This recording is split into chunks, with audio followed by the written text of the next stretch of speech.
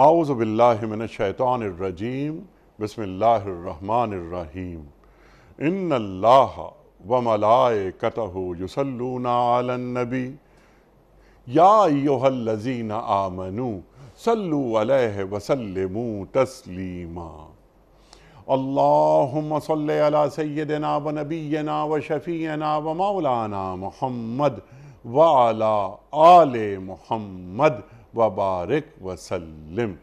محترم خواتین و حضرات، السلام علیکم۔ پیام صبح کے ساتھ ایک بار پھر حاضر میں ہوں آپ کا میزبان انیق احمد۔ خواتین و حضرات، پیام صبح میں ہم قرآن کریم کو سیکھتے ہیں، اپنے عہد کے ایک جید عالم دین کے ساتھ گفتگو کر کے سوالات اٹھاتے ہیں۔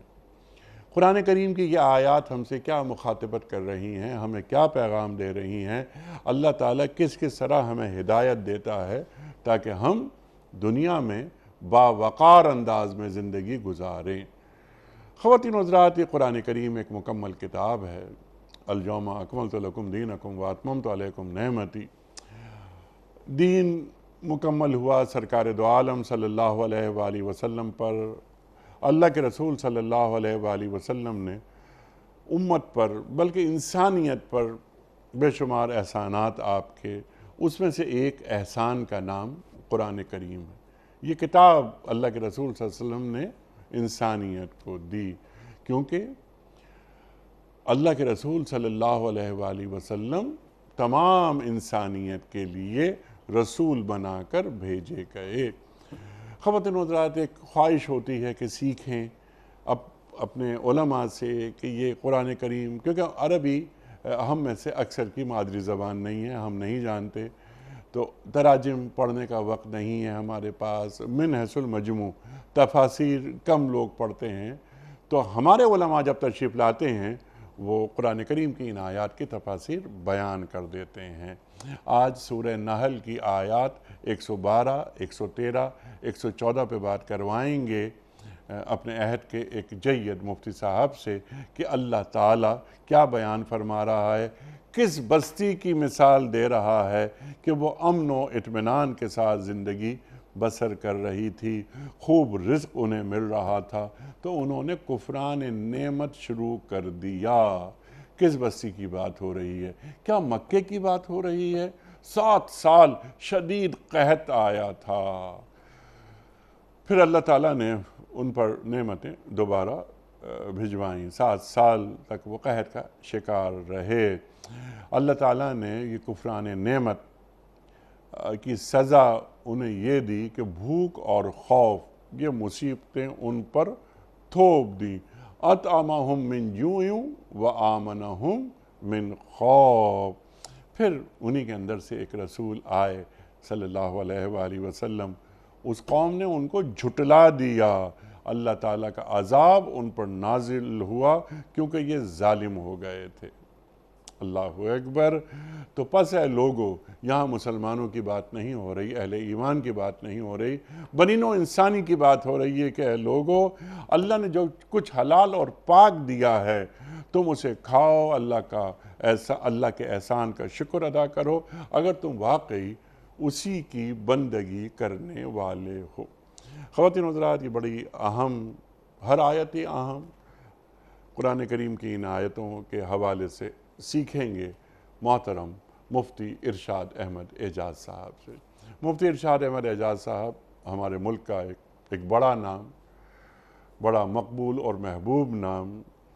خواتین و حضرات، یہ مغرب مشرق خوب واقف، اپنی آنکھوں سے دیکھا، اور آج کے جو مسائل ہیں ان کا حل بھی آپ عطا فرماتے ہیں قرآن و سنت کی روشنی میں۔ فارغ التحصیل ہیں آپ دارالعلوم کراچی سے۔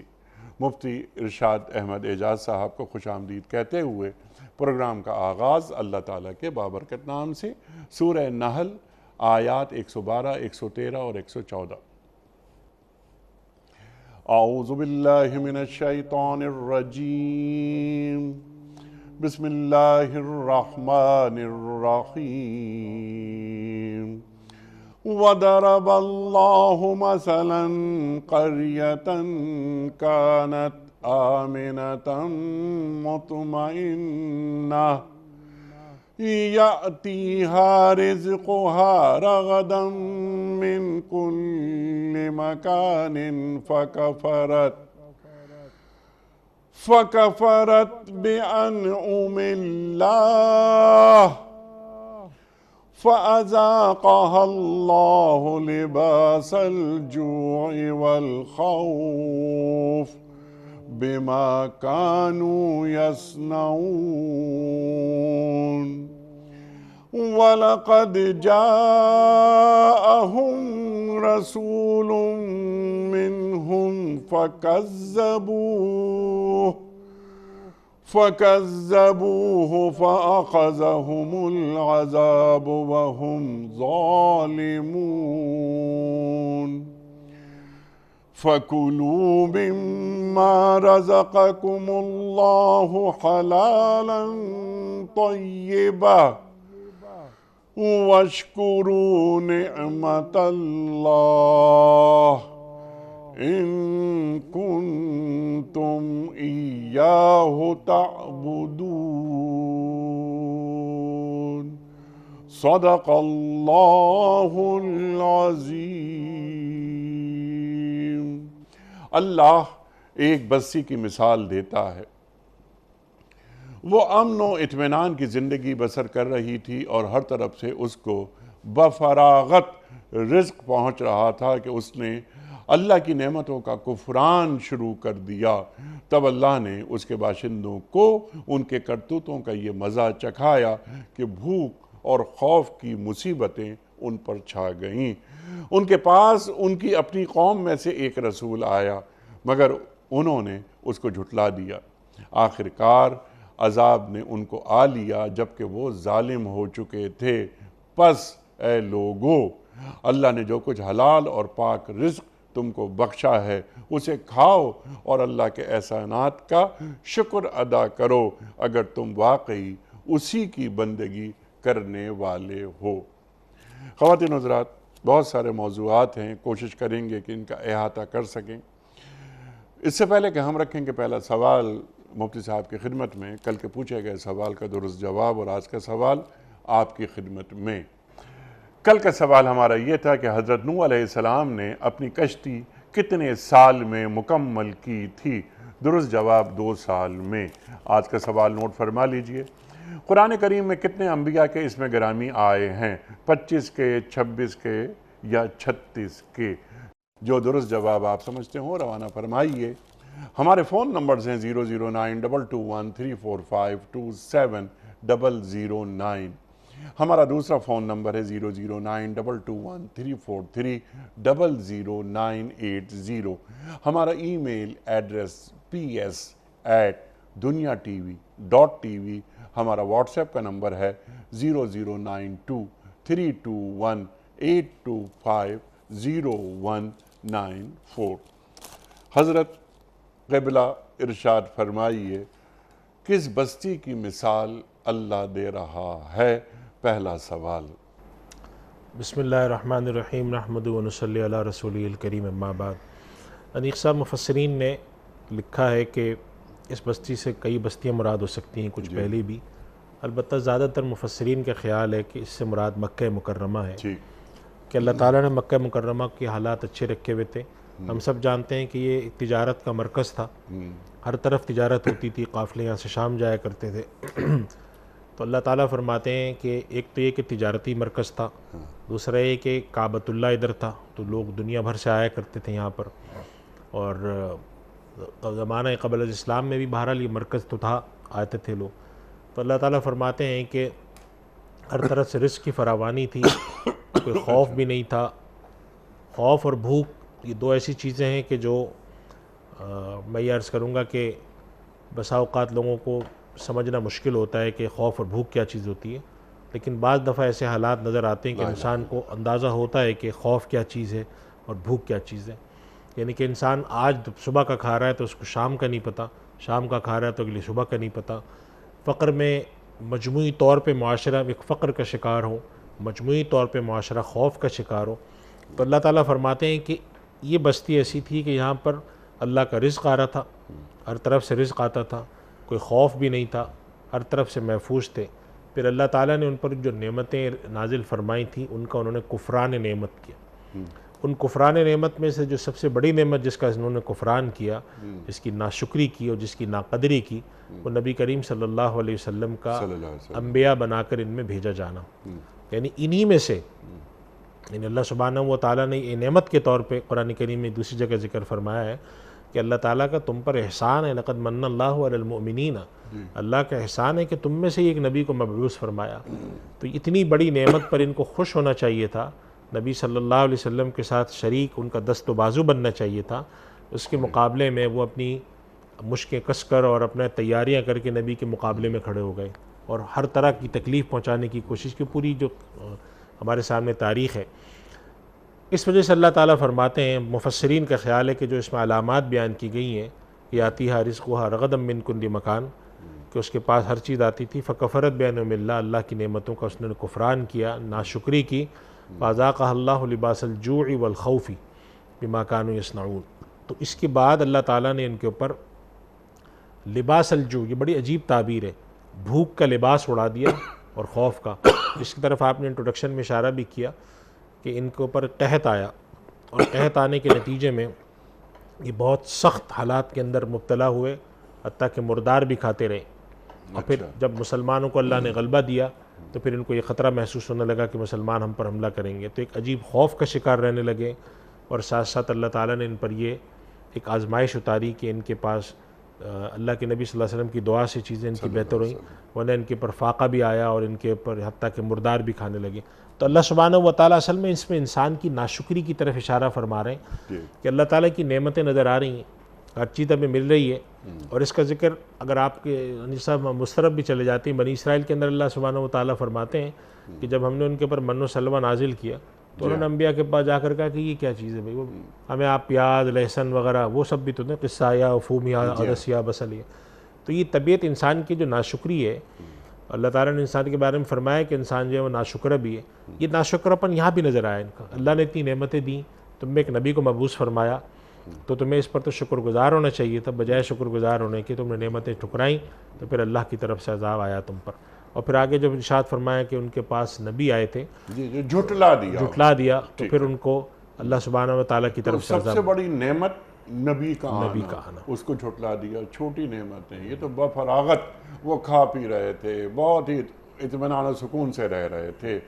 تو جب اطمینان و سکون سے ہم رہتے ہیں اور زندگی بھرپور انداز میں گزارتے ہیں، اللہ سے ایک تعلق ہمارا قائم ہوتا ہے، تو کیا اس تعلق میں اگر کمی پیدا ہونی شروع ہو جائے، یہاں تک کہ ناشکرہ پن ہماری زندگیوں میں آ جائے، تو پھر اللہ تعالیٰ وہ نعمتوں کو ہم سے کھینچتا رہتا ہے، کم کرتا رہتا ہے. آیت یاد آئی کہ ما یفعل اللہ بعذابکم ان شکرتم وآمنتم، مجھے کیا پڑی کہ میں تم پر عذاب نازل کروں، تم شکر گزاری کرتے رہو اور مجھ پر ایمان لاؤ. تو اب یہ ناشکراپن، میں چاہتا ہوں ذرا اس کو کھولیے گا ذرا آپ کہ ناشکراپن اس کی شکلیں کیا کیا ہوتی ہیں. اور یہ جو خوف اور بھوک، یہ تو بہت آگے کی چیزیں. پھر اس پر بڑا جرم یہ ان کا کہ رسول کی تکذیب کر رہے ہو تم. ناشکرپن کو ذرا واضح کر دیجئے. اور بعد میں سوال یہ رکھنا تھا لیکن ابھی رکھ دیتا ہوں میں، ذرا اس امت سے جوڑ دیجئے اس بات کو کہ کہیں خدا نہ خواستہ ہم تو مرتکب نہیں ہو رہے. ارشاد علیق صاحب، قرآن کریم میں ایک اور سورہ سبا میں بھی، قوم سبا کا بھی یہی ذکر آتا ہے. اللہ تعالیٰ فرماتے ہیں کہ بلدۃ طیبۃ ورب غفور. کیا اللہ نے ان کو ایک اعلیٰ ترین شہر دیا تھا، ملک دیا تھا، ہر طرف سے رزق آ رہا ہے، اور بخشنے والا مہربان خدا، یعنی چھوٹی موٹی غلطیوں سے درگزر کرنے والا، مجموعی طور پر تم خیر پر چلنے والے ہو. لیکن کیا ہوا؟ پھر انہوں نے بھی ناشکری کی. یہی بات یہاں پہ بھی فرما رہے ہیں. اور ایک دیکھیں انیق صاحب، اللہ سبحانہ و تعالیٰ نے بنی اسرائیل پر جو نعمتیں گنوائی ہیں، اس میں ایک نعمت یہ گنوائی ہے، اس جعل فیکم انبیاء وجعلکم ملوکا. تم میں اللہ نے انبیاء بھی بھیجے، بادشاہ، یعنی سیادت دینی اور سیادت دنیاوی، دونوں سرداریاں تمہیں دی. بنی اسماعیل میں جب سرداری آئی، اللہ کے نبی صلی اللہ علیہ وسلم سید الاولین والآخرین آئے، تو بنو اسماعیل کو، جو ان کو معلوم تھا، یہ بھی نہیں تھا کہ وہ بالکل اجنبی تھے، ان کو معلوم تھا کہ ہمارے قرب و جوار میں دور دور سے لوگ آ کر یہاں بس رہے ہیں، یہودی کب سے آئے ہوئے یہاں پہ بیٹھے ہیں، اور اس علاقے میں کسی نبی کے آنے کی بات ہے، اور یہ سنتے تھے وہ، جی اس کے باوجود جب نبی آئے ہیں تو وہ بالکل مقابلے میں کھڑے ہو گئے اور ان کو ایذا پہنچانا شروع کر دی. تو اللہ سبحانہ و تعالیٰ فرماتے ہیں کہ یہ اللہ کی نعمتوں کا کفران تھا. جب شرک میں تھے اور اللہ ان کو دعوت دے رہا تھا نبی کے ذریعے کہ شرک چھوڑو اور یہ گناہ کے کام چھوڑ کے اللہ کی توحید کی طرف آؤ، تو انہوں نے نبی کی ہدایت کا انکار کیا. تو آج اگر ہم انیق صاحب اپنی زندگی میں دیکھیں تو ہم یہ سمجھتے ہیں کہ یہ جتنے بھی واقعات ہیں یہ پچھلی قوموں کے ہیں، ہم میں شاید یہ بیماری نہیں ہے. تو کفران نعمت کے بہت سارے طریقے ہیں. کفران نعمت کے جو طریقے ہیں، اللہ سبحانہ و تعالیٰ نے سب سے بڑا ناشکرہ اور کفران نعمت کرنے والا شیطان کو قرار دیا ہے. وَكَانَ الشَّيْطَانُ لِرَبِّهِ كَفُورًا. اس کا مطلب یہ ہوا کہ اللہ کی نافرمانی کا سب سے پہلا قدم یہ ہوتا ہے کہ اللہ کی نعمتوں کے باوجود اس کی معصیت اور اس کے گناہوں پر انسان قائم رہے، ڈٹا رہے. یہ سب سے بڑی ناشکری ہے. یعنی انسان سے گناہ سرزد ہو اور وہ رجوع کر لے، انسان سے گناہ سرزد ہو وہ توبہ کر لے، یہ زیادہ بہتر شکل ہے بمقابلہ اس کی کہ انسان سے گناہ سرزد ہو اور اس کے اندر وہ سرکشی میں چلنا شروع ہو جائے. اور اللہ تعالیٰ کا نظام یہ ہے کہ اللہ تعالیٰ ایسا نہیں ہے کہ آج آپ نے ناشکری کی کل پکڑ کر لی. عموماً اللہ کی سنت یہ نہیں ہے، دیتا ہے ڈھیل، مہلت دیتا ہے اور اس کے بعد جب پکڑ آتی ہے اس کی یعنی صاحب تو بڑی سخت آتی ہے، ان بطش ربک لشدید. تو ہمارے یہاں ناشکری کی جو صورتیں ہیں، بہت ساری صورتیں ہیں، ان میں سے ایک صورت تو ہے معصیت اور ایسے نظام کو قائم رکھنا، اپنی زندگی کے اندر معاصی کو دخل دیے رکھنا. مثلا جیسے حرام چیزیں کھانا، حرام چیزوں میں اشتغال، لوگوں کے حق مارنا، اس چیز کی کہ صحیح اور غلط کیا ہے اس کی فکر نہ ہونا، یہ ناشکری کی ایک بہت بڑی قسم ہے. کیونکہ اس کا مطلب یہ ہے کہ آپ گناہوں کی زندگی کو باقی رکھتے ہوئے ان نعمتوں کو حصول چاہتے ہیں. اللہ تعالیٰ کی سنت کے خلاف ہے. ایک تو یہ ناشکری ہے. دوسری بات ہے کہ اللہ سبحانہ و تعالیٰ جب آپ کو نعمت عطا فرماتا ہے، دولت عطا فرماتا ہے، تو آپ سے یہ دو چیزوں کا مطالبہ کرتا ہے. ایک تو ایک اس کی راہ میں خرچ کیا جائے اور دوسرا ایک اس کی معصیت میں خرچ نہ کیا جائے. آپ کو اللہ دولت دے اور آپ اس سے ایسے کام کریں جس میں اللہ کی معصیت ہو، اللہ کی نافرمانی ہو. جیسا آپ نے اکثر ہمارے پروگرام میں ذکر آتا ہے کہ ہمارے یہاں شراب کی دکانیں کھلی ہوئی ہوتی ہیں، ہمارے یہاں اور اس قسم کی بہت سارے گناہوں کے کام ہو رہے ہوتے ہیں اور علل اعلان ہو رہے ہوتے ہیں جو اللہ کی نافرمانی کے ہیں، بے حیائی کے کام ہو رہے ہوتے ہیں. ہماری اپنی دولت استعمال ہو رہی ہوتی ہے اس میں. تو اللہ تعالیٰ برضا و رغبت ہوتی ہے. تو اللہ تعالیٰ جب نعمت دیتا ہے تو اس کا ایک مطالبہ یہ ہوتا ہے کہ میری نعمت گناہوں کے کام میں استعمال نہ ہو. دوسرا ہے کہ میری نعمت اکٹھی کر کے اپنے تک محدود نہ رکھو، اس کا فائدہ دوسروں تک پہنچاؤ. یہ دو چیزیں تو ہیں ہی ہیں. اس کے علاوہ میری نعمت کے حصول کے لیے ناجائز طریقے اختیار مت کرو. جب اللہ کی ان نعمتوں کے حصول کا ناجائز طریقہ اختیار کیا جائے، غلط جگہوں پہ خرچ کیا جائے، جہاں خرچ کرنا چاہیے وہاں خرچ نہ کیا جائے، اور دولت کے ایسے نظام کو پیدا کر دیا جائے جس سے ارتکاز دولت ہوتا جائے. انیق صاحب ہم پچھلے کوئی 3-4 سال سے ہم اس ایک معاشی بحران میں مبتلا ہیں. IMF سے ہمیں پیسے مل جائیں تو ہم چلیں گے، نہیں چلیں، نہیں ملے تو نہ چلیں. لیکن اگر آپ ایک پورے ہمارے معاشی ڈھانچے کا جائزہ لیں تو اس وقت ہمارا معاشی ڈھانچہ بلا خوف تردید یہ بات کہی جا سکتی ہے کہ ہمارا معاشی ڈھانچہ اس وقت صرف ایک اشرافیہ کے طبقہ، چاہے کوئی سا بھی اشرافیہ ہو، بلا تفریق وہ سیاسی اشرافیہ ہے، وہ کاروباری اشرافیہ، جو بھی اشرافیہ، ہمارا معاشی نظام اس وقت اشرافیہ کی خدمت پر معمور ہے. ہمارے معاشی نظام کے اندر اشرافیہ سے جو نچلا طبقہ ہوتا ہے اور خاص طور پہ جو بالکل ہمارا خط افلاس سے نیچے کا طبقہ ہے، اس کے لیے ہمارے یہاں کوئی دل میں بڑا رحم کا جذبہ نہیں ہے. ہمارے سامنے ایسی چیزیں آ رہی ہوتی ہیں کہ کسی چیز کی امپورٹ کی ضرورت نہیں ہوتی اور بلا ضرورت امپورٹ کی جاتی ہے. کسی چیز کے بارے میں خرچہ کرنے کی ضرورت نہیں ہوتی، وہاں بے تحاشا خرچ کیا جاتا ہے. یہ سب ناشکری کی اقسام ہیں. اللہ آپ کو ایک نعمت دیتا ہے، اللہ آپ کو ایک منصب دیتا ہے. اللہ تعالیٰ نے صرف ایک پیسے کی نعمت تو نہیں ہے. مما رزقناہم ينفقون کے تحت بہت سارے مفسرین لکھتے ہیں کہ اس سے مراد صرف پیسے کی نعمت نہیں ہے. اللہ نے آپ کو اور بھی نعمتیں دی ہوتی ہیں، صلاحیت کی نعمت دی ہوتی ہے اور بہت ساری نعمتیں دی ہیں. آپ اس میں سے انفاق نہیں کرتے، اس کو روک کے رکھتے ہیں اور اس کو پورے نظام کا حصہ بنا کے چلتے ہیں. یہ ساری چیزیں جو ہیں یہ اللہ کی نافرمانی میں جو جاری ہوتی ہیں، یہ دراصل خدا کے کفران نعمت ہے. اور اسی لیے قرآن کریم میں اللہ تعالیٰ نے فرمایا وَكَانَ الشَّيْطَانُ لِرَبِّهِ كَفُورًا. شیطان سب سے بڑا نافرمان اور ناشکرہ شیطان ہے، چونکہ اللہ کے حکم کے خلاف چل رہا ہے. اور اللہ تعالیٰ نے دنیا میں اختیار انسان کو دے دیا ہے. ایسا نہیں کرتا کہ آج آپ ناشکری کریں اور کل پکڑ لیں. بہت سارے لوگ اس میں سمجھتے ہیں کہ اللہ کی طرف سے جو ڈھیل ہے وہ بہت ایک بڑی نعمت ہے. اس وجہ سے یہ جو آیت ہے یہ ہم سے اس بات کی طرف ہمیں اشارہ کرتی ہے کہ جو اللہ کی نعمتیں ہمیں ملی ہوں. مثال کے طور پہ ہمارے پاس ایک آزاد وطن ایک نعمت ہے، بڑی نعمت ہے. اس کی ناقدری ہم کرتے ہیں اور ان سے پوچھنا چاہیے جن کے پاس نہیں ہے یہ نعمت، یہ کس مشکل میں حالت زندگی بسر کرتے ہیں وہ لوگ. لیکن اس کے حوالے سے ہمارے یہاں جو کچھ بھی اس نعمت کا کوئی خاص ہمارے یہاں ایک جسے کہتے ہیں اعتراف، آپ بعض دفعہ لوگوں سے بات کریں وہ کہتے ہیں ہاں تو کیا ہوا ایک ملک ہے سب کے پاس ہوتے ہیں ملک. تو اس وجہ سے اللہ کی نعمت چاہے وہ چھوٹی بھی ہو، چاہے وہ کتنی معمولی سی بھی آپ کو نظر آتی ہے، اس کا ایک من حیث المجموع جذبہ احسان مندی پروردگار کی طرف پایا جانا چاہیے. اور اس جذبہ احسان مندی کے تحت آپ کے اندر 3 باتیں میں نے عرض کی. نمبر 1 کہ آپ کا پیسہ یا آپ کی جو حاصل نعمت ہے وہ معصیت خدا میں نہ لگے. نمبر 2 ناشکری نہ آپ کرتے ہوں. نمبر 3 جو خدا کا حکم ہے انفاق کا اس سے آپ پہلو تہی نہ کرتے ہیں. اگر معاشرے کی یہ شکل ہو تو پھر وہ معاشرہ سمجھا جاتا ہے کہ وہ ایک اچھا معاشرہ ہے اور ایک خدا ترس معاشرہ ہے. اور اگر معاشرے کی مجموعی شکل یہ نہ ہو تو پھر وہ خدا ترس معاشرہ نہیں. اور میں یہاں پہ ایک بات اور اضافہ کرنا چاہوں گا انیق صاحب، پچھلے کچھ عرصے سے بطور ماہرین معیشت جو ہم چیزیں پڑھتے رہتے ہیں تو ہمارے بہت سارے ماہرین معاشیات یہ کہتے ہیں کہ ہمارے یہاں جو کہ ایک اچھی بات ہے کہ ہمارے یہاں لوگوں میں انفاق کا جذبہ ہوتا ہے، خرچ کرتے ہیں، رمضان میں افطار کرا رہے ہیں، یہ کرا رہے ہیں. مگر سب سے بڑی کمی ہمارے یہاں یہ ہے کہ ہمارے یہاں تنظیم اور نظم نہیں ہے. چنانچہ ہم یہ کوشش کرتے ہیں کہ ایک آدمی کو کھلا دیں، ایک آدمی کو ہم مہنگی سے مہنگی چیز کھلا دیں، ہم اس کو قیمتی سے قیمتی چیز کھلا دیں، مگر ہم اس کو کمانے والا ہاتھ بنا کے دے دیں، یہ ہماری توجہ کم ہے. یہ بھی ایک بہت بڑا سلیقہ ہوتا ہے، اللہ کی طرف سے نعمت ہوتی ہے. اگر آپ حضرت یوسف علیہ السلام کے واقعے پر نظر رکھیں، حضرت عمر رضی اللہ تعالیٰ عنہ اللہ کے نبی صلی اللہ علیہ وسلم کی معاشی احکامات پر نظر رکھیں تو حضرت یوسف علیہ السلام نے ان سے کیا کہا تھا؟ اجعلنی علی خزائن الارض انی حفیظ علیم. مجھے آپ زمین کے پاس جو کچھ بھی آپ کا نیشنل ایکسچیکر ہے، قومی خزانہ ہے، اس کے پر آپ مجھے نگہباں مقرر کیجیے. لیکن وہاں تو مفتی صاحب یہ فرما دی یوسف علیہ السلام نے کہ انی حفیظ علیم، تو وہ تو اس سے جڑ گیا نا. میں اس لیے یعنی خزانے کی چابی، وہ تو انبیاء کا جو مقام و منصب ہوتا ہے وہ تو بڑا بلند ہوتا ہے نا.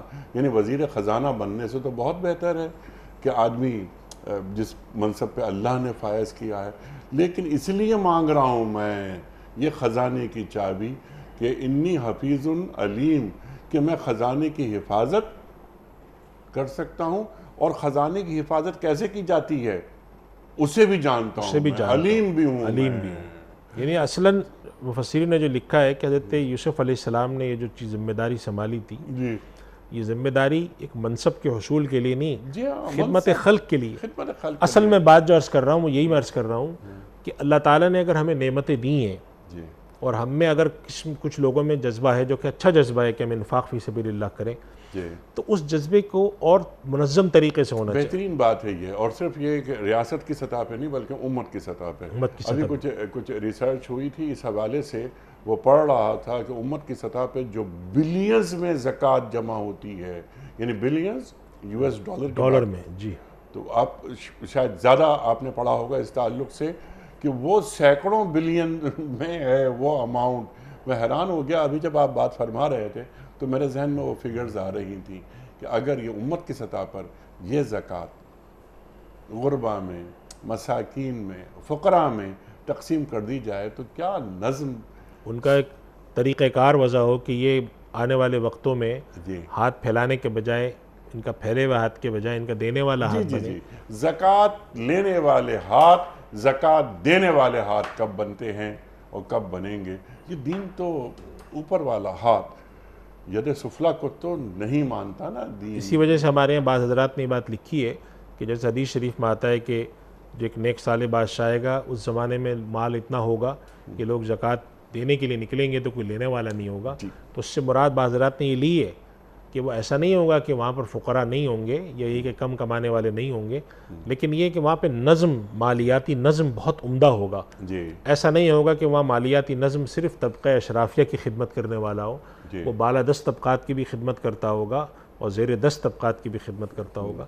یہ وہ چیز ہیں جو نعمت خداوندی اللہ تعالیٰ ہمیں دیتا ہے. اگر کوئی نعمت، وہ چاہے ہمیں پیٹرول کی شکل میں دیتا ہو، تیل کی شکل میں دیتا ہو، معدنیات کی شکل میں دیتا ہو، ہمارے پاس اتنا بڑا زرعی جو ہے اللہ تعالیٰ نے زمین دی ہے اس کی شکل میں دیتا ہو، اور وہی زرعی زمین تعلق رزق سے ہم اس کی شکل میں زرعی زمین رکھتے ہوئے، یہ زرعی ملک کے ہوتے ہوئے ہم، یعنی کس قدر افسوس کی بات ہے کہ ہم رزق کے لیے محتاج ہوں.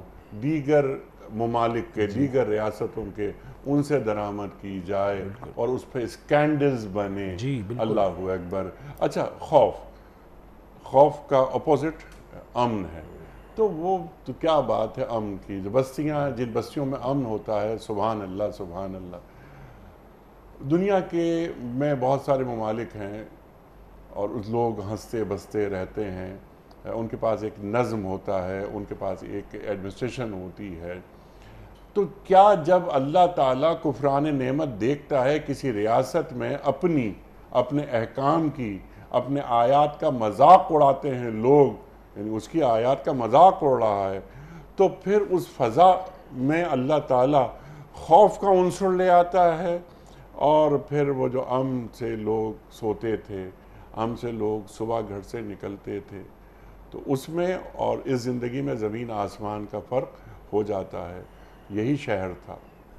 پورے پاکستان کی بات میں یقین سے نہیں کر سکتا، لیکن ہاں ہم پڑھتے ہیں کہ کیا کچھ ہو رہا ہے ہمارے پورے ناردرن ایریاز میں، کیا ہو رہا ہے، وہ پورے ملک کی مختلف شکلیں ہیں ہماری اور خطے ہیں، اس میں کیا کیا عجیب سے معاملات ہو رہے ہیں۔ لیکن مفتی صاحب، ہم نے بھی اسی شہر میں یعنی زندگی کے 60 سال گزار لیے، آپ نے بھی اتنا وقت گزارا۔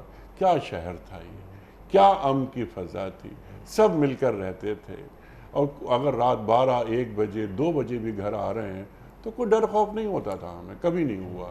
لیکن اب دیکھیے آپ یہاں سے ابھی آپ پروگرام سے باہر نکلیں گے، گاڑی میں بیٹھیں گے، گھر کی طرف جائیں گے، تو سب سے پہلے آپ گاڑی کو لاک کریں گے، فون پہ رابطے میں رہیں گے کہ ہاں میں اس جگہ پہنچ گیا۔ یہ کیا ہے؟ یہ مسلمانوں کی بستیاں ہیں، مسلمانوں کی بستی، یہ تو دین نام ہی سلامتی کا ہے۔ عجیب خبریں آتی ہیں۔ تو بنیادی غلطی ہم سے کیا ہو رہی ہے کہ کیا ہم نے دین کے پیغام سے کنارہ کشی اختیار کر لی ہے یا منہ موڑ لیا ہے؟ انیق صاحب، اللہ تعالیٰ نے مکہ مکرمہ کے بارے میں ایک اور جگہ پہ ارشاد فرمایا کہ اولم یروا انا جعلنا حرما آمنا ویتخطف الناس من حولہم، یہ لوگ یہ نہیں دیکھتے کہ حرم کو ہم نے امن کی جگہ بنایا ہے، جبکہ ادھر ادھر دور دراز آس پاس کے علاقوں سے لوگوں کو چک لیا جاتا ہے۔ امن کی جو نعمت ہے، بے خوف زندگی کی نعمت ہے۔ میں ابھی یہ بات عرض کرنا چاہ رہا تھا، اگرچہ اچھا نہیں معلوم ہوتا، بسا اوقات اس جملے میں ناشکری سی معلوم ہوتی ہے، لیکن میں اپنے کبھی 1-2 ساتھیوں سے بات کر رہا تھا، کبھی باہر گیا ہوا تھا میں، تو میں ان سے کہہ رہا تھا کہ اگر آپ کو اس تفسیر سمجھنی ہو کہ آمنہم من خوف کیا ہوتا ہے، تو آپ ہمارے شہر میں آ کر کچھ دیر وقت گزاریں کہ جس میں آپ کو باہر نکلتے وقت کچھ نہیں پتا ہوتا کہ کوئی بھی آ کر آپ کے ساتھ کیا کر سکتا ہے۔ اللہ اکبر۔ تو یہ کہلاتی ہے خوف کی کیفیت کے نا، آپ کو کچھ نہیں پتا ہو کہ میرے ساتھ کیا۔ دنیا کے کئی ممالک ایسے ہیں جہاں پر اس طرح کی کیفیت کم و بیش ہیں۔ تو اچھا، اس کی وجوہات کیا ہو سکتی ہیں؟ ایک تو وجہ وہ ہے جو آپ قرآن کریم میں اللہ سبحانہ تعالیٰ نے فرمایا کہ جب ایک مستقل ایک بستی کے اندر سرکشی ہوتی ہے، پھر اللہ کی طرف سے جو مختلف عذاب کی شکلیں آتی ہیں، ان میں سے ایک یہ بھی ہے۔ اور دوسری ایک وجہ انیق صاحب اس کی مجموعی سطح پہ بد انتظامی ہے۔ جو میں نے ابھی عرض کیا تھا کہ ہمارے معاشرے کی جو ساخت ہے، جو اللہ سبحانہ و تعالیٰ نے معاشرے کی ساخت کو پسند نہیں فرمایا ہے، اللہ کے نبی صلی اللہ علیہ وسلم نے بھی، وہ ساخت ہمارے معاشرے کی یہ کہ ہمارا معاشرہ بدقسمتی سے برصغیر ہند و پاک کا معاشرہ ایسا ہے کہ یہ صرف اشرافیہ کا خدمت گزار معاشرہ ہے۔ چنانچہ یہاں پر اشرافیہ کسی بھی سطح کی ہو، سارا نظام اس کی خدمت میں، اگر آپ کسی ایسی بڑے منصب پہ ہیں تو ہر طرح کا فائدہ آپ کو مل سکتا ہے، لیکن ایک عام آدمی کو نہیں ملتا۔ اس کے نتیجے میں بھی چونکہ ظلم ہو جاتا ہے، تو اس کے نتیجے میں اللہ ایک خوف کی فضا پیدا کر دیتا ہے۔ چنانچہ ایک خوف پھیلا ہوا ہے۔ آپ دیکھیں کہ یہاں پر جو لوگ ذرا سے کسی بڑے منصب پہ بیٹھے ہوتے ہیں، بڑے تاجر ہیں یا کسی طرح، وہ اس کے بغیر نکل نہیں سکتے، باہر جا نہیں سکتے۔ مجھے یاد ہے ایک صاحب مجھ سے ایک دفعہ ایسی کوئی تذکرتاً بات کر رہے تھے، پرانی بات ہو گئی، تو مجھ سے یہ کہہ رہے تھے کہ آپ لوگوں کے بڑے آپ کی راحت ہے، بڑی خوشگوار زندگی ہے، آپ کبھی یہاں چلے جاتے ہیں، کبھی وہاں چلے جاتے ہیں، مجھے تو نکلنے سے آدھے گھنٹے پہلے نوٹس دینا پڑتا ہے، مجھے نکلنا ہے، پھر بندوبست ہوتا ہے، پھر میں نکلتا ہوں، تو بازار جانا میری ساری زندگی ختم ہے۔ تو میں نے ان سے پھر یہی بات عرض کی تھی کہ اللہ تعالیٰ جو ایک نظام امن کو مجموعی شکل میں دیکھنا چاہتا ہے وہ یہی ہے۔ حضرت عمر رضی اللہ تعالیٰ عنہ کا جو مشہور واقعہ ہے کہ جب کوئی شخص ملنے آیا تو انہوں نے پوچھا امیر المومنین کا، انہوں نے جا کے دیکھ لو، تو جا کر انہوں نے دیکھا کہ ایک وہ تنے کے نیچے سو رہے ہیں، تو انہوں نے کہا ان کی کوئی خدمت گزار، کوئی باڈی گارڈ، کوئی محافظ نہیں؟ انہوں نے کہا کوئی نہیں۔ تو انہوں نے ایک جملہ کہا تھا، وہ جو غیر مسلم ہیں، تو انہوں نے کہا تھا کہ عدل تفا امن تھا، آپ نے نظام عدل قائم کیا ہے تو اس طرح پرسکون انداز میں سو رہے ہیں۔ سبحان اللہ، سبحان مطلب یہ کہ ایک غیر مسلم نے آ کر کتنی دانش مندی کی بات کی، آپ نے عدل کیا۔ عدل سے مراد یہ نہیں تھی کہ آپ نے نظام عدل قائم کیا، یہ نظام عدل جب قائم نہیں ہوتا تو نظام ظلم ہوتا ہے، جی اور جب نظام ظلم ہوتا ہے تو پھر اللہ کی مدد نہیں آتی۔ اور نظام ظلم کی تعریف اگر ایک جملے میں ہم یہ کر دیں کہ کسی شے کو اس جگہ پر نہیں رکھنا کہ جس جگہ کی وہ مستحق ہے، تو وہ معاشرہ ظلم کا شکار ہو گیا۔ بگاڑ کا شکار ہوتا ہے۔ جب وہ بگاڑ کا شکار ہوتا ہے، یعنی کہ اگر آپ یہ سمجھیں کہ طاقتور کو انصاف ملتا ہو یا انصاف سے بڑھ کے ملتا ہو، جی اور ایک مظلوم کو انصاف نہ ملتا ہو اگر وہ کمزور ہے، تو اللہ کے نبی صلی اللہ علیہ وسلم نے پچھلی قوموں کی تباہی کی نشانی یہی بتائی تھی۔ جی یہاں پر بہت سارے لوگ ایسے ہیں، اگر ان کا کوئی پرسان حال نہ ہو، کوئی واقفیت نہ ہو، تو ان کو انصاف نہیں مل سکتا۔ جی تو یہ جو بات ہے اس پر ہمیں سوچنا چاہیے نیک صاحب کہ یہ نظام ظلم ہے، جی جی اور جب یہ نظام ظلم ہوتا ہے تو اللہ تعالیٰ کیسے یہاں پر بے خوفی کی فضا دے دے گا؟ اللہ اکبر۔ کیسے اللہ تعالیٰ کی یہ نعمت مل سکتی ہے ہمیں جب ہم نظام ظلم اپنے یہاں برپا رکھیں؟ اور معیار کیا ہونا چاہیے؟ معیار یہ ہونا چاہیے کہ اگر کوئی شخص کسی کو بھی نہ جانتا ہو، اس کے ساتھ زیادتی ہو تو اس کو انصاف ملتا ہو بغیر کسی تعلق کے، تو اس کا مطلب ہے آپ کا نظام جو ہے وہ منصفانہ ہے۔ سبحان تو ہمارے نظام میں انصاف کے معاملات میں کمی، ہمارا معاشرہ من حیث المجموع اشرافیہ کی خدمت گزار معاشرہ ہے، تو اس وجہ سے معاشرے میں ایک من حیث المجموع معاشی سطح پہ، معاشرتی سطح پہ اور انصاف کی سطح پر ایک ظلم کی کیفیت برپا ہے۔ جب ظلم کی کیفیت برپا ہو تو اللہ کی مدد کیسے آئے گی؟ کیسے آپ امن سے سوئیں گے؟ یعنی امن سے تو ہم بھی بے سکونی سے سو رہے ہیں جو عام لوگ ہیں، تو وہ بھی کون سے سکون سے سوتے ہیں جو صاحب اقتدار ہیں؟ ان کو نکل کے کہیں جانا ہوتا ہے تو ان کے لیے اتنی قید و بندشیں ہوتی ہیں کہ ان کا نکلنا، ان کا گھومنا پھرنا ان کا مشکل ہوتا ہے۔ اس کے مقابلے میں یہ زیادہ بہتر نہیں ہے کہ انسان امن سے رہے، لیکن اس کے لیے ضروری کیا ہے کہ معاشرے میں انصاف نظام قائم کیا جائے۔ اور آپ نے جو ابھی اشارہ بھی کیا تھا، ایک نبی کریم صلی اللہ علیہ وسلم نے جو ارشاد فرمایا اللہ کے عرش کے نیچے 7 لوگ ہوں گے، ان میں سے ایک عادل بادشاہ ہوگا۔ تو علماء نے لکھا ہے کہ بادشاہ عادل کا کیوں ذکر آیا، نمازی تہجد گزار کا کیوں ذکر نہیں آیا؟ تو انہوں نے وجہ لکھی ہے کہ بادشاہ کے بادشاہ ہونے کی جو اصل وجہ ہے وہ عدل قائم کرنا ہے، تہجد گزار ہونا تھوڑی ہے۔ تہجد گزار تو دوسرا آدمی ہوگا جو شیخ طریقت ہوگا، بزرگان دین میں سے کوئی ہوگا۔ بادشاہ کیوں بنا ہے وہ؟ اس لیے بنا۔ حضرت عمر رضی اللہ تعالیٰ عنہ کا جو مشہور واقعہ آتا ہے کہ جب وہ پہاڑ پر چڑھے تھے تو انہوں نے درہ مار کے کہا تھا کہ ٹھہر جا کے میں نے تجھ پر انصاف نہیں کیا۔ تو بادشاہ یہ نہیں کہا انہوں نے کہ ٹھہر جا کے میں نماز نہیں پڑھتا، ٹھہر جا کے میں تہجد نہیں پڑھتا، میں نہیں، بادشاہ میں کس لیے ہوں؟ مجھے اللہ نے اقتدار اس لیے دیا ہے کہ میں نظام عدل قائم کروں، اور نظام عدل اگر میں قائم نہیں کرتا، نظام عدل سے مراد انیس صاحب ہمارے یہاں لوگوں کی غلط فہمی یہ ہے، وہ سمجھتے ہیں کہ جب میرے پاس کوئی مقدمہ آئے تو میں اس میں صحیح فیصلہ کروں، یہ ایک حصہ ہے اس کا۔ میرا پورا نظام من حیث المجموع ایسا ہونا چاہیے کہ اس سے ایک جو طبقہ ہے نیچے والا، اب اس وقت ہو یہ رہا ہے ہمارے یہاں کہ ہمارے یہاں مختلف قسم کے جو ٹیکس لگتے ہیں، وہ چاہے حکومت کی ضرورت ہو، میں اس سے انکار نہیں کرتا ضرورت ہے، چاہے وہ ہمارے ڈائریکٹ انڈائریکٹ جو بھی ٹیکس لگ رہے ہیں، اس سے ہمارا جو غریب طبقہ ہے جس کی تنخواہ 35-40 ہزار روپے اگر ہے، اس کی زندگی گزارنا ناممکن ہوتا جا رہا ہے۔ وہ پھر اس کے اندر بدعنوانی کرتے ہیں، لوگوں کے آگے ہاتھ پھیلاتے ہیں۔ کیا ہمیں یہ نظام ظلم نظر نہیں آتا؟ کیا ہم یہ نہیں دیکھتے جو آپ نے بات کی کہ پاکستان جیسے ایک زرعی ملک، اس کے اندر جو ہے ایسے حالات کیوں ہیں، وسائل کیوں؟ اب یہاں پر میں ایک اور بات بھی عرض کروں جو کہ انیس صاحب ہمارے یہاں اکثر لوگ سوال کرتے ہیں کہ میں اگر اقتدار میں آ کے بیٹھا ہوں تو میں کیا کر سکتا ہوں؟ میں تو ایک نظام میں ہوں، ایک جکڑ بندش میں ہوں۔ اس کا جواب ہمیں یہ رکھنا چاہیے جو ہم اپنے پروگرام میں دیتے ہیں، آپ سے آپ کے حصے کا سوال ہے، آپ سے پورے نظام کا سوال نہیں ہے۔ آپ اگر ایک پتھر کو یہاں سے اٹھا کے یہاں رکھ سکتے تھے تو آپ نے رکھا یا نہیں؟ تو اس وجہ سے یہ جو قرآن کریم کی آیات ہیں کہ اللہ کی نعمتیں آتی، تو ہمیں سوچنا چاہیے کہ اگر کوئی نعمت ہمارے یہاں نہیں ہے تو ہمارے یہاں کیا اسباب ہے جس کی وجہ سے ہی ہو رہا ہے۔ ایک تو ہے حکمران کا عدل، جو بڑی ذمہ داری ہے اس کے منصب کے حوالے سے، جن کے رتبے ہیں سوا ان کو سوا مشکل ہے۔ مفتی صاحب یہ بھی ہمیں گائیڈ کر دیجئے کہ ایک عام آدمی کا جو عدل ہوتا ہے جس کا تقاضا اللہ کرتا ہے، ایک انفرادی حیثیت میں گھر پر ہوں، اپنے دفتر میں ہوں، کام کر رہا ہوں، لوگوں سے مل رہا ہوں، تو میں اس مقام پر عادل کیسے رہ سکتا ہوں؟ یہ انیس صاحب آپ کا بڑا اہم سوال ہے۔ میں اس کو اہم اس لیے سمجھتا ہوں کہ ہماری جب بھی گفتگو ہوتی ہے تو ہم ساری چیزیں جا کر حکمرانوں کے گلے ڈال دیتے ہیں۔ جی بالکل، ڈلنی بھی چاہیے، اور بری ذمہ ہو جاتے ہیں ڈلنی میں تو چاہیے، نکل گیا۔ چونکہ وہ ہمارے حکمراں ہیں، ان کے پاس طاقت ہے، ان کے پاس ہمارے وسائل ہیں ان کے پاس، لیکن ہماری بھی ذمہ داری ہے، ایک عام آدمی کی ذمہ داری ہے۔ اللہ کے نبی صلی اللہ علیہ وسلم نے ارشاد نہیں فرمایا کہ تم میں سے بڑا حکمراں تمہارا ذمہ دار ہے، الا کلکم راعٍ، ہم میں سے ہر شخص کی کوئی نہ کوئی ذمہ داری بنتی ہے. قانون کی پاسداری کرنا، قانون کے مطابق چلنا، جھوٹ بولنے سے اجتناب کرنا، خیانت اور سے بچنا، دیانتداری کا نظام اپنے یہاں رائج کرنا، یہ کیا ہماری ذمہ داری نہیں بنتی؟ ہمارے یہاں لوگ سوالات پوچھ رہے ہوتے ہیں کہ میں فلاں کام کر لوں، حکومت میرے ساتھ یہ کرتی ہے، جواب میں یہ کر دوں، میں کک بیک لے لوں، میں کمیشن لے لوں، میں غلط بیانی کر لوں، میں ایسا کر لوں، میں ویسا کر لوں. تو بات یہ ہے کہ آپ اگر حکومت سے آپ کو یہ پر اعتراض ہے یہ کہ لوگ ایسا کرتے ہیں، تو آپ اپنے دائرۂ اختیار میں تو آپ بھی وہی کر رہے ہیں نا. آپ اگر 10 روپے کی بدعنوانی کر سکتے تو آپ بھی کر رہے ہیں. جی، کیونکہ آپ 11 کی کر نہیں سکتے آپ، اس لیے آپ 10 روپے کی کر رہے اور ہیں. آپ اعتراض کر رہے ہیں اس پر جو 100 کی کر رہا ہے. جی، تو یہ بات اور غلط 100 والا اعتراض کر رہا ہے جو 1000 کی کر والے رہا پہ ہے. کر رہا 1000 والا اعتراض کر رہا ہے، رفتہ آگے کہ جو بلینز کی کرپشن کر رہے ہیں، جو ان پر اعتراض وہ لوگ کر رہے ہیں جو ملینز کی کرپشن کر رہے ہیں.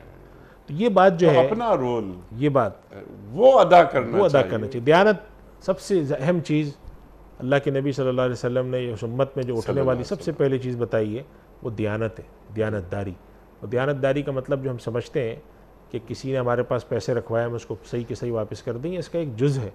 دیانت داری کا مطلب ہے من حیث المجموع ہمارا جو رویہ ہو وہ دیانت کا ہو، ہم غلط سفارش نہ کرتے ہوں، ہم اپنے اختیار کا غلط استعمال نہ کرتے ہوں، ہم رکھی ہوئی امانتوں کی حفاظت کرتے ہوں. اللہ سبحانہ و تعالیٰ نے قرآن کریم میں ارشاد فرمایا مسلمانوں کے خطاب کر کے، یا ایھا الذین آمنوا لا تخونوا اللہ والرسول وتخونوا اماناتکم وانتم تعلمون. اللہ اور اس کے رسول کے ساتھ خیانت نہیں کرو، اور جو تمہارے پاس امانتیں ہیں یعنی جو تمہیں دیانت داری سے فیصلے کرنے ہیں ان کے اندر تم جان بوجھ کر خیانت مت کرو. ان تعدوا الامانات الی اہلہا. تو امانتوں سے مراد کیا ہے کہ ہم وہاں پر اقربا پروری نہ کریں، ہم وہاں پر اپنے مفاد کو ترجیح نہ دیں، ہم دیانتداری سے فیصلے کریں. یہ دیانتداری امت میں سب سے پہلے اٹھے گی. نماز سے پہلے بھی دیانتداری اٹھے گی. نمازی مل جائے گا آپ کو، دیانتدار کم ملے گا. بعض روایت میں آتا ہے کہ جیسے دور دور تک ٹمٹماتے چراغ نظر آتے ہوں کہ بھئی آپ کہتے ہوں گے اگر آپ دیانتدار آدمی سے ملنا چاہتے ہیں وہ 10 میل دور چلے جائیں، وہ فلاں جگہ پہ ایک رہتا ہے، اور وہ کیفیت ہمیں آج نظر آتی. تو میں سمجھتا ہوں انیس صاحب کہ یہ وہ چیز ہے جس کی طرف ہمیں توجہ کرنی چاہیے. میں یہ نہیں کہتا کہ ہمارا معاشرہ 100% دیانتدار اچانک بن جائے گا، لیکن فکر تو ہو. جی فکر ہو. 5 سال 10 سال زوال بھی ہمارا اچانک نہیں آیا، اچانک نہیں آتا، کبھی بھی نہیں ہوتا. عروج بھی ہمارا اچانک نہیں آئے گا. دوسری بات یہ کہ اگر لیکن معاف کیجیے آپ کی بات کرتے کہ سوشل انجینئرنگ ہو، بالکل یہ سماجی تانے بانے بنے، اقدار قائم ہوں، اس میں والدین بھی، اس میں اساتذہ بھی، تعلیمی ادارے بھی، آپ جیسے علماء بھی، سب کا کام، مجموعی کام جب سامنے آتا ہے پھر حکمران کا ڈنڈا. مسئلہ کیا ایسا نہیں ہو گیا کہ حکمران ہمیں اقدار سکھانے لگے ہیں اور بس وہ حدیث شریف امپوز کرنے والی بات ہوتی ہے. حدیث شریف میں مجھے کبھی کبھی وہ حدیث کی طرف ذہن جاتا ہے جس میں اس طرح کی روایت آتی ہے کہ معلوم ہوتا ہے کہ جب خدا کی طرف سے آزمائش ہوتی ہے تو حکمران جو ہیں وہ عوام کو برا کہتے ہیں اور عوام حکمرانوں کو برا کہتے ہیں. آج وہی منظر نظر آتا ہے ہمیں. اور میں یہ بات عرض کروں انیق صاحب کہ برائی کا جواب برائی نہیں ہے، برائی کا جواب جو ہے اچھائی ہے. اگر کہیں پر برائی رائج ہے، آپ اپنی اولاد کو بٹھا کے یہ سکھا دیں کہ بیٹا دیکھو برائی کے بغیر تو کام چلتا نہیں ہے، لہٰذا تم بھی برائی کرو، تو یہ کوئی بات نہیں ہے. نبی کریم صلی اللہ علیہ وسلم کی خدمت میں صحابہ کرام نے بعض آ کے باتیں عرض کی تو آپ نے فرمایا کہ دیکھو میں تو دنیا سے چلا جاؤں گا لیکن میرے بعد تمہیں کچھ اس طرح کی چیزیں نظر آئیں گی جس کے اندر ترجیحی رویے یا حکمرانوں کی طرف سے کچھ چیزیں. تو انہوں نے عرض کیا یا رسول اللہ آپ ہمیں کیا حکم دیتے ہیں، ہم کیا کریں؟ یعنی ہم مزاحمت کریں، ان کو ٹھیک کرنے کی کوشش کریں کیا؟ آپ صلی اللہ علیہ وسلم نے ارشاد فرمایا کہ جو تم پر اللہ کی طرف سے ان کا حق ہے وہ تو تم ادا کرو، اور اگر وہ کوتاہی کرتے ہیں تو ان کے خلاف ایسی سرکشی والی بغاوت والا معاملہ نہ ہو، اللہ سے اپنا حق مانگو. یعنی مراد اس سے یہ نہیں ہے کہ ان کی اصلاح کی کوشش نہ کی جائے، مراد ہے کہ نظام کو پارا پارا مت کرنا. اگر تمہیں محسوس ہوتا ہے کہ وہاں سے کوئی بدسلوکی ہو رہی ہے تو جہاں تک ممکن ہو تم اس بدسلوکی سے بچو، اس کے لیے انسان اپنی بات بھی کرے، لیکن پورے نظام کو تہبالہ کر کے نیچے گرا کر نظام کو خراب نہیں کرنا. جہاں تک وہ تمہیں دے دیتے ہیں تو ٹھیک ہے، نہیں تو پھر اللہ سے اپنے حق کا سوال کرنا. تو مراد یہاں پر بھی یہی ہے کہ اگر ہمارا ایسا نظام ہے کہ نظام ظلم ہے اور اس کے اندر اصلاح کی جو لوگ کوشش کرتے ہیں وہ کریں تو دیانتداری کو سامنے رکھیں اور سچائی کو سامنے رکھیں، اچھائی کو سامنے رکھیں. برائی کے جواب میں ایک برائی رائج کرنے سے، وہ جیسے پچھلے دنوں میں خبر پڑھ رہا تھا، تھوڑی سی پرانی ہو گئی، کہ وہ کسی صاحب نے ایک تجویز دی کہ جب کرکٹ کے میچ ہوتے ہیں تو پاکستان میں اور دنیا بھر میں، ہندوستان پاکستان میں جوا کھیلا جاتا ہے، بکیز کہلاتے ہیں یہ لوگ. جی تو انہوں نے ایک تجویز دی کہ چونکہ جوا بہت کھیلا جانے لگا ہے، لہٰذا ہمیں چاہیے کہ ہم جوئے کو قانونی کر دیں. اللہ اکبر. تو ہم نے کہا یہ کون سا طریقہ ہے؟ یعنی شراب بہت زیادہ پی جانے لگی ہے تو اس کو بھی کر دو. تو پھر اس کو حلال ہی کر دو. تو یہی کام وہاں پہ ہوا ہے. اچھا اب جو اگلی آیت ہے اس میں یہی حلال و حرام، اس کے تعلق سے خود فیصلے کرنے نہیں بیٹھ جاؤ. یہ حلال و حرام کے فیصلے اللہ اور اللہ کے رسول صلی اللہ علیہ وآلہ وسلم پر چھوڑو. جو فرمایا اس پر عمل کرو. سمعنا و اطعنا. بالکل. آخری حصہ پروگرام کا جاری ہے مفتی صاحب. اے لوگو، اب یہاں پر بنی نوع انسانی سے بات ہو رہی ہے. اللہ اکبر. صرف اہل ایمان سے بات نہیں ہو رہی. اے لوگو، اللہ نے جو کچھ حلال اور پاک رزق تم کو بخشا ہے، حلال اور پاک، اب اس میں بھی ایک فرق ہے. حلالاً طیبہ، تو حلال میں اور طیب میں کیا فرق ہوتا ہے یہ بھی ہم آپ سے سیکھیں گے. اس رزق کو کھاؤ، اللہ کے احسان کا شکر ادا کرو. پھر وہی یعنی کفران نعمت نہ کرو، شکر گزاری کرو. اور اگر تم واقعی اسی کی بندگی کرتے ہو تو یہاں ارشاد فرمائیے کہ اللہ نے جو کچھ حلال اور پاک تمہیں رزق دیا ہے اسے کھاؤ. ارشاد فرما رہا ہے. دیکھیے ہمارے یہاں مفسرین یہ بات لکھتے ہیں کہ حلال اور طیب میں کیا فرق ہے. جی عام طور پہ اس کو ایک دوسرے کی جگہ مترادفاً بھی بولا جاتا ہے. جی لیکن ہمارے یہاں بعض حضرات نے اس کے اندر فرق کیا کہ وہ چیزیں جن کا تعلق کھانے سے ہے، جن کے حلال حرام ہونے کا ہے، کہ جیسے اللہ نے بعض جانور حلال کیے ہیں، بعض جانور حرام کیے ہیں. اور طیب سے مراد پاکیزہ طریقے سے کمایا گیا مال، جی ناجائز طریقوں سے، حرام طریقوں سے، لوٹ مار کے ذریعے، جوئے کے ذریعے، سود کے ذریعے کمایا گیا مال، ناحق طریقے سے کمایا گیا مال، وہ مت کھاؤ. مراد یہ ہے کہ تمہارے کمانے کے ذرائع بھی صحیح ہوں. جو چیزیں تم خرچ کر رہے ہو، یعنی حلال طیب پیسے سے کمایا لیکن کھا رہے ہیں جا کے، پی رہے ہیں شراب، کھا رہے ہیں حرام چیزیں، تو وہ حلال نہیں ہے. تو طیب بھی ہوں، پاکیزہ بھی ہوں، حلال بھی ہوں، وہ اللہ کی راہ میں خرچ کرو. اور حدیث شریف میں اس طرف اشارہ بھی آتا ہے. آپ نے ایک بات کی طرف اشارہ کیا تھا پروگرام کے آغاز میں کہ لوگ کرتے ہیں کہ الٹا سیدھا کماؤ اور تھوڑا سا اللہ کی راہ میں خرچ کرو، یا کبھی عمرے پہ چلے جاؤ، یا کسی مدرسے میں پیسے دے دو، کسی غریب ادارے میں پیسے دے دو. تو اگر آپ کے ذہن میں یہ بات ہے کہ ہم حلال نہ کمائیں، لوٹ مار کریں، اور تھوڑا سا ہم اس میں سے کوئی سماجی خدمت کر کے یا اللہ کی راہ میں خرچ کر کے پاکیزہ ہو جائیں، تو اللہ کے نبی صلی اللہ علیہ وسلم ارشاد فرماتے ہیں ان اللہ طیب لا یقبل الا طیبا. اللہ خود پاکیزہ ہے، یہ گھٹیا قسم کی چیزیں قبول نہیں فرماتا ہے. اللہ کی بارگاہ میں آپ 1 روپیہ دیں اور حلال طیب ہو تو قرآن میں ذکر آ جاتا ہے. الذین یلمزون المطوعین من المؤمنین فی الصدقات کے ایک صحابی تھے، وہ اتنی سی کھجور لائے تھے جہاد میں، پورے دن محنت کی اور اللہ کے نبی صلی اللہ علیہ وسلم کی خدمت میں یا رسول اللہ 2-3-4 کلو کھجور ملی ہے تو کچھ میں ادھر دے دیتا ہوں، کچھ گھر لے جاتا ہوں. مزدور تھے. تو منافقین نے مذاق اڑایا کہ لو جی اب اتنی کھجوروں سے بھی جہاد ہوگا. تو آپ یہ دیکھیے کہ حالانکہ وہ کھجور، اور اللہ کے رسول صلی اللہ علیہ وسلم نے ان کھجوروں کو اس ڈھیری کے سب سے اوپر رکھا اور منافقین نے مذاق اڑایا. تو اللہ تعالیٰ نے، اللہ تعالیٰ نیت دیکھتا ہے. رہتی دنیا تک اس آیت کو پڑھا جائے گا جس میں اللہ تعالیٰ فرماتے ہیں کہ والذین لا یجدون الا جہدہم، کہ ایسے لوگ جن کے پاس اپنی مزدوری کے علاوہ کچھ نہیں ہوتا، یہ ان کا مذاق اڑاتے ہیں. تو اللہ کیا قبولیت اس پر ہے. تو ہمیں یہ دیکھنا چاہیے کہ ایک تو یہ بات ہمیں ذہن میں رکھنی چاہیے کہ حلال اور طیب اللہ کو پسند ہے، اور حلال و طیب پر ہی ہم سے سوال ہوگا. حدیث شریف میں جو آتا ہے کہ 5 سوالات کیے جائیں گے، انسان کے قدم اپنی جگہ سے ہلیں گے نہیں. ان میں سے ایک سوال کیا ہوگا نیک صاحب؟ کیسے کمایا، کہاں خرچ کیا. یہ سوال اگر ہم کبھی بھی، رمضان آتا ہے، ہم اللہ توفیق دیتا ہے، نماز پڑھتے ہیں، تو ہم اللہ کے بارگاہ میں سجدہ کرتے وقت ایک لمحے کو سوچے اگر اللہ مجھ سے پوچھے کہ کیسے کمایا اور کہاں خرچ کیا. اور اس سے پہلے آپ کی اجازت سے کہ آج میرا انتقال ہو جاتا ہے، میرے پاس اب مہلت نہیں ہے، آج انتقال ہو جاتا ہے، تو جب میری جواب دہی ہوگی جو آپ بات فرما رہے ہیں، مال کیسے آیا اور کیسے خرچ کیا. اللہ اکبر. اچھا مفتی صاحب، کیونکہ وقت ختم ہو رہا ہے پروگرام کا، 3-4 منٹ میں ختم ہو جائے گا وقت. ارشاد یہ فرمائیے کہ میرا مال حلال طریقے سے میں نے کمایا، میرے پاس ہے بہت، اس مال پر میں نے زکوٰۃ دی کہ نہیں دی، میں جب زکوٰۃ دے دیتا ہوں اور اس کے بعد تو زکوٰۃ تو دینا ہی دینی ہے نا، انفاق، صدقات، خیرات، اس سے گزرتا ہوں تو یہ مال جو حلال تھا اب میں نے اسے طیب بنا لیا۔ بالکل ایسی ہے، بالکل ایسی ہے۔ دیکھیے علماء نے اس میں لکھا ہے کہ مال کے حوالے سے 3 شرط اسلام نے رکھی ہیں۔ پہلی شرط یہ رکھی ہے کہ وہ حلال طریقے سے کمایا جائے، جو ناجائز طریقے ہیں، لوٹ مار ہے، چوری ڈاکہ ہے، جوا ہے، سود ہے، اس سے نہ کمایا جائے، پہلی شرط ہے۔ دوسری شرط یہ کہ جو اللہ نے مال پہ حق رکھا ہے، زکوٰۃ ہے، صدقات ہے، انفاق ہے، وہ ادا کیا جائے۔ اور تیسری شرط ہے جو کمایا جائے اس کو اللہ کی معصیت میں نہ خرچ کیا جائے۔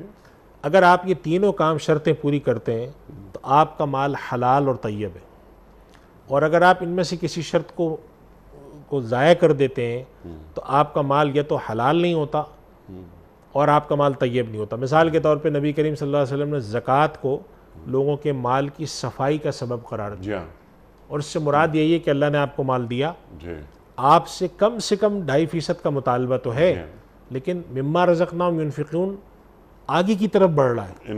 انفاق یعنی قرآن کریم میں اللہ سبحانہ و تعالیٰ نے جو ارشاد فرمایا ہے ایک آیت پر اگر ہم غور کریں تو اللہ تعالیٰ فرماتے ہیں کہ اس سے پہلے خرچ کرو کہ تم میں سے کسی کی موت آئے اور وہ کہے کہ میرے پروردگار مجھے اتنی سی مہلت دے دے، فَأَصَّدَّقَ وَأَكُن مِّنَ الصَّالِحِينَ، میں صدقہ کر کے اللہ کی راہ میں اور نیکوں میں شامل ہو جاؤں۔ اللہ تو اس وجہ سے انفاق اللہ تعالیٰ کیا، زکوٰۃ تو کم سے کم ہے، اس سے بڑھ کر ہے۔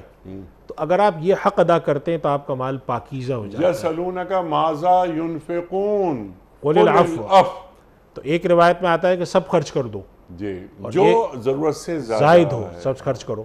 اس وجہ سے ہمارے دین میں انفاق پہ بہت توجہ دی گئی، اور میں نے اپنے بڑے مشائخ کو اور تاریخ پہ جب میں نظر ڈالتا ہوں تو انیق صاحب یہ ملتا ہے کہ وہ 2.5% زکوٰۃ کو تو سمجھتے تھے اگر ہم نے صرف یہ ادا کی ہے نا تو شاید ہم نے کوئی کمی کر دی۔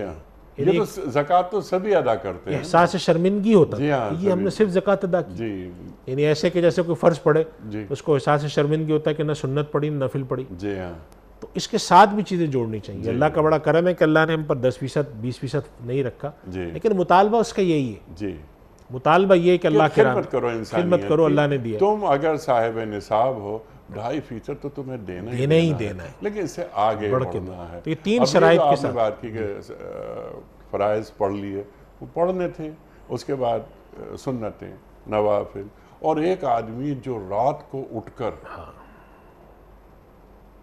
اس کی مثال وہ ہے جو حدیث شریف میں آتا ہے 7 آدمی کا جو عرش کے نیچے، حدیث شریف میں آتا ہے کہ ان میں سے ایک آدمی وہ ہے کہ جب اس کے دائیں ہاتھ نے صدقہ کیا تو بائیں ہاتھ کو نہیں پتہ چلا۔ تو اس وجہ سے میں عرض کر رہا ہوں یہ جو 3 شرطیں علماء نے لکھی ہیں حدیث میں، حدیث کی روشنی میں، کہ نبی کریم صلی اللہ علیہ وسلم فرماتے ہیں نعم المال الصالح بالرجل الصالح، صاف ستھرا پاکیزہ مال ایک نیک آدمی کے لیے کیا خوب چیز ہے۔ اس کی تشریح میں وہ یہ لکھتے ہیں کہ یہ آدمی جو حلال مال، پاکیزہ مال کما رہا ہے یہ خرچ اللہ کی رضا میں کرے گا، اللہ کی معصیت میں نہیں کرے گا۔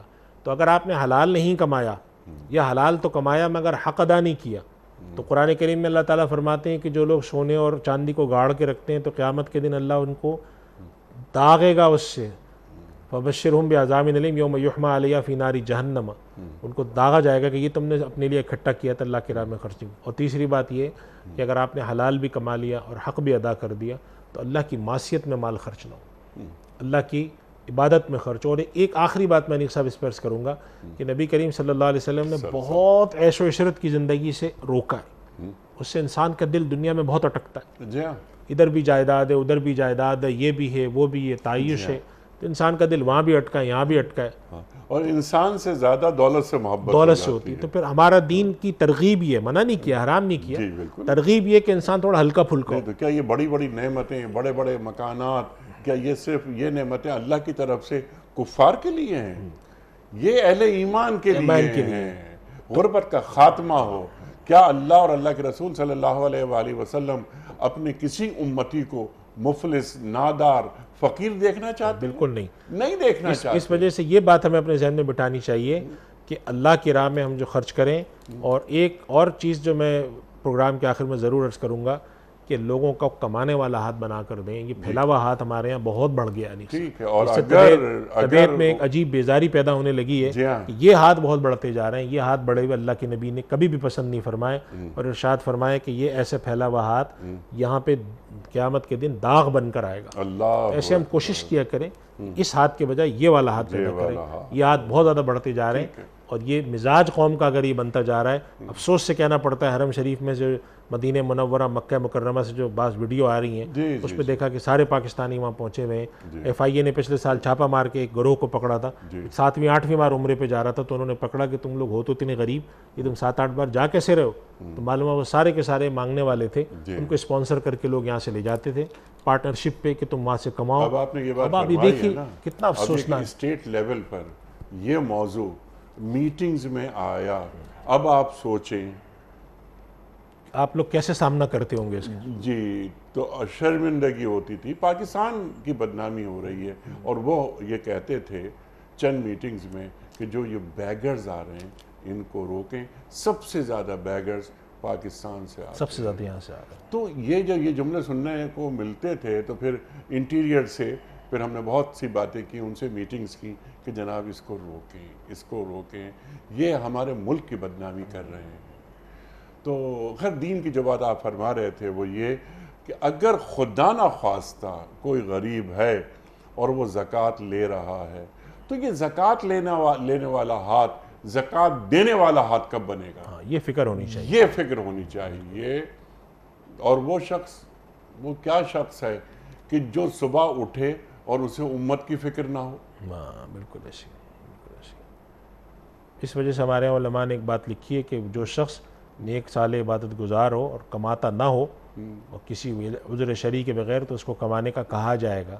اس کو کہا جائے گا ترک دنیا مطلوب نہیں ہے, دین میں نکلو, جاؤ کماؤ. رہبانیت فی الاسلام, رہبانیت دین میں ہے ہی نہیں. مفتی صاحب وہ بات سے بات نکلتی رہتی ہے, آپ سے سیکھتے رہتے ہیں. آپ کا بڑا ممنون, بڑا شکر گزار آپ تشریف لائے. خواتین و حضرات, ہمارے معزز علماء تشریف لاتے ہیں اور ہمیں دین سے قریب کرتے ہیں. یہ کتنی اہم آیات سورہ نحل کی آیات 112, 113 اور 114 پر محترم مفتی ارشاد احمد اعجاز صاحب نے تفصیلی کلام فرمایا. اللہ تعالی ہمارے علماء کو سلامت رکھے. وقت مکمل ہوا ہمارے آج کے پروگرام کا. کوئز.